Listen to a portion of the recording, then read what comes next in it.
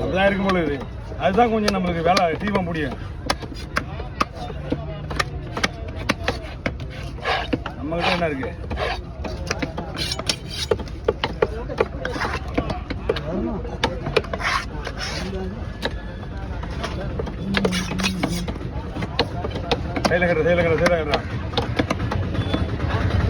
களி